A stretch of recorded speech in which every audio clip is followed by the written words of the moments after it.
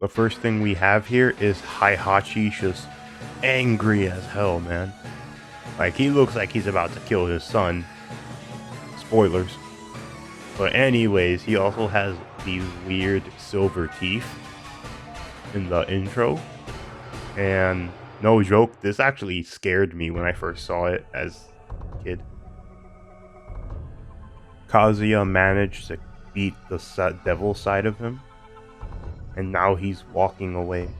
The odd moment about this was when Heihachi decided to save Kazuya, which later in the story does not make any sense.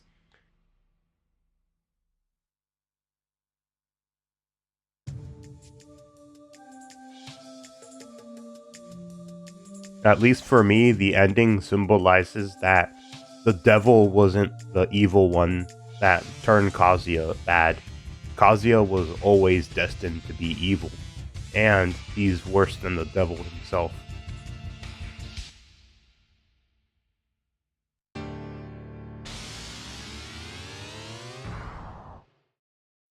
The next one we have is Paul driving a motorcycle through the highway. The funny part is you could switch Paul Phoenix with Guile or Johnny Bravo, and they would still look exactly the same. Yeah, not a super different ending from his first one. It just ends with him breaking something. But it did show a little bit of motorcycle driving, which was pretty cool at the time. Here is another Law ending, with him being in his dojo, teaching people how to do a backflip. This one is far better animated than Tekken 1, and Paul Phoenix looks cocky as hell, like weirdly cocky, just to drop on his head and miserably fail the backflip. I like that this became a move of his later on, part of his character. And Law being so cocky like that, man, you thought that Paul Phoenix would have been the joke character. But Law, he was done worse ever since this moment in every game. Here's Jack 2 giving a flower to a little girl, and then the military or whoever just shoots him with a laser. That little girl somehow doesn't see anything, and Jack's ending ends with him dying, which is actually pretty depressing.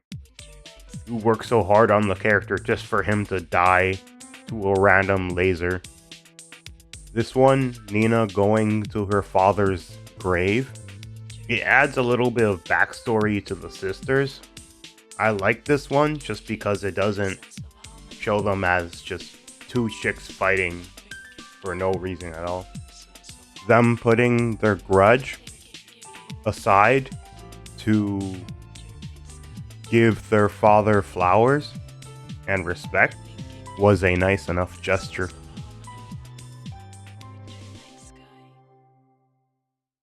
King has another wholesome ending where he leaves all the presents outside and then goes away. And then all the kids run up to him happy that he gave them gifts, and they even ignore the gifts to go to him instead. Very happy. The sad part is one of these kids would grow up to become King 2, as this is the last time the original king will appear in Tekken, due to him passing away. Yoshimitsu usually gets an action-packed ending, which is to the opposite of a lot of other characters that usually just get a more story-based ending or a situation where they just win ending. Then him breaking the windshield and saving Dr. Boskanovich. That probably took a lot of time to animate, even though it looks terrible nowadays. And then him using his sword as a way to float down to save him and Dr. Boskanovich. Very interesting and will be a part of his character for the rest of Tekken.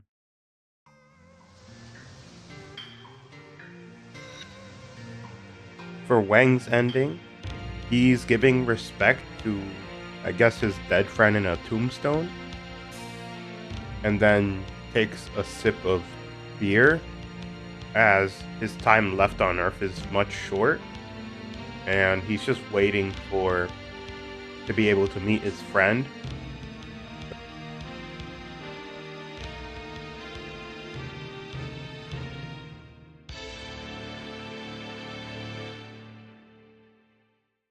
The next ending, Heihachi's, made me sad because I saw Kazuya, who was my favorite character, being thrown into a volcano and just dying.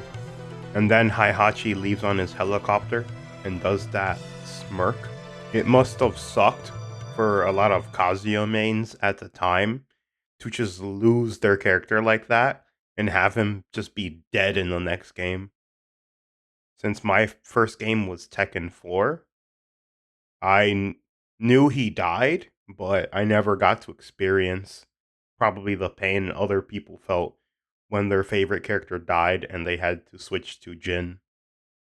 For Lee's ending, he just has Heihachi and Kazuya in a jail cell and then tells them to straight up kill both of them, and he's super happy. He's the adopted son of Heihachi, and now he's taken over the Mishima Empire to do whatever he pleases.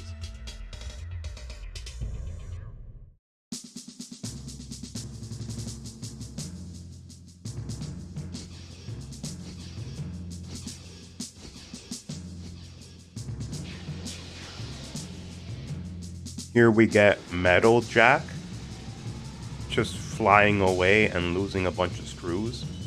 So my guess is he just probably died right then and there.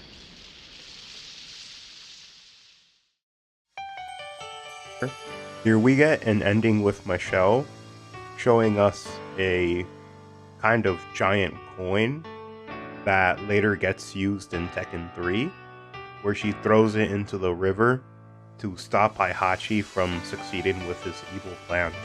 And an eagle flying over her, symbolic for freedom, and just now everyone is finally safe from the Mishima bloodline.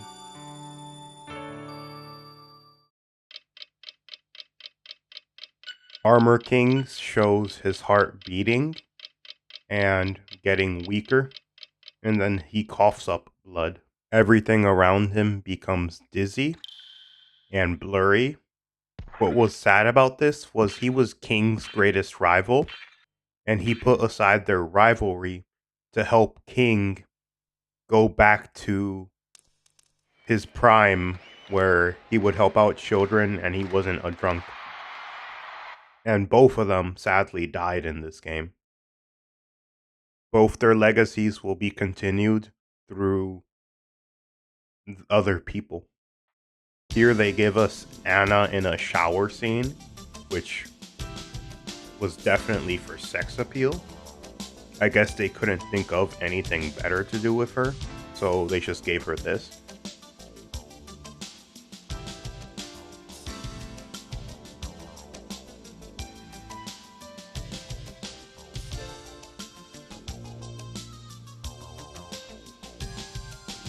And Nina obviously pops out of nowhere to be a terrible sister again. Probably to sell her sister's nudes around because she enjoys making her suffer. Here is Ganryu doing a sumo style preparation. Nothing too crazy happens in this. This is before he became crazy with Michelle, thankfully. So nothing weird happens because of him being here.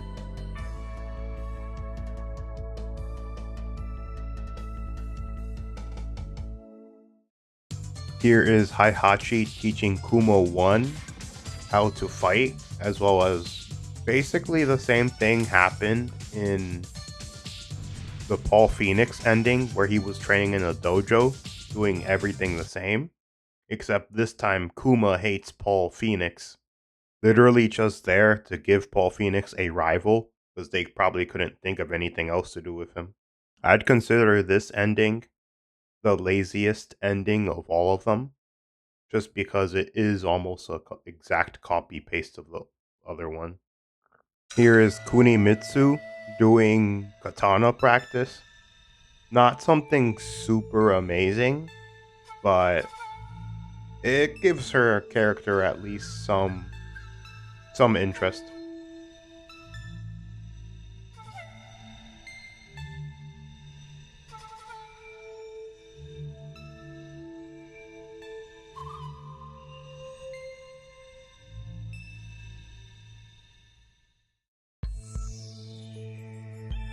Appearing out of nowhere at the very top of the building is Angel. She is here to get rid of the devil in Kazuya once and for all to try and save him.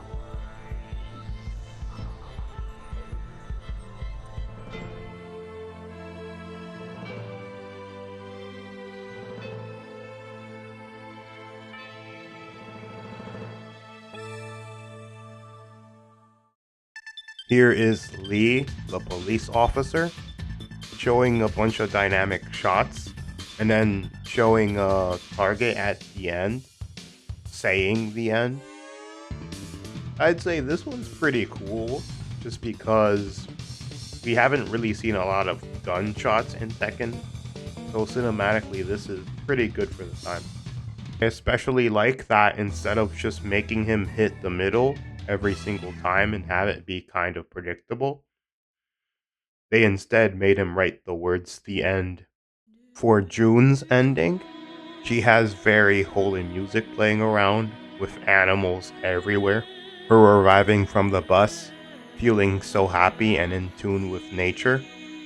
I don't get why a girl like her decided that a guy who wanted to take over the world not only wanted to have the strongest military of all time, kidnapped a bunch of animals, executed a bunch of people, and then wanted to start the strongest animal army ever, did horrible animal experiments to bring them back to life, tried to kill his father, and probably killed multiple people to keep his position of power. She looked at that guy and said, "Yep, that's the type of guy I want." It was probably Kazuya's eyebrows that got her.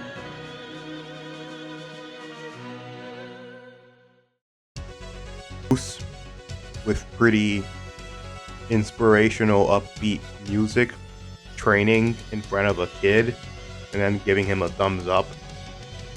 It just shows that Bruce is a good person and gives hope to people.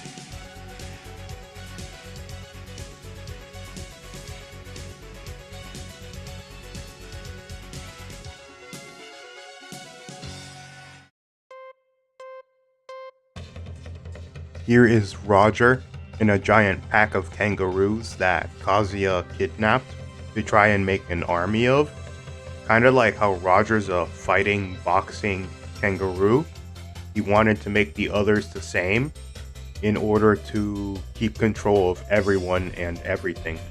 It just shows him saving his family, running free, being happy. Pretty good ending for him.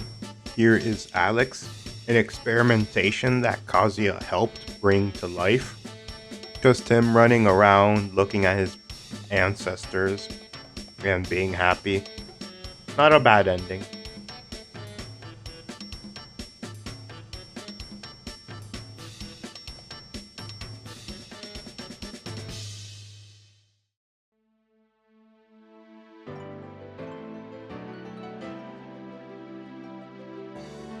Here's Beak looking at his son. I don't know if he's Hwarang's father, because the son he has would be a little too old to be Hwarang. Maybe he had a second son. But yeah, it just shows him looking at his son.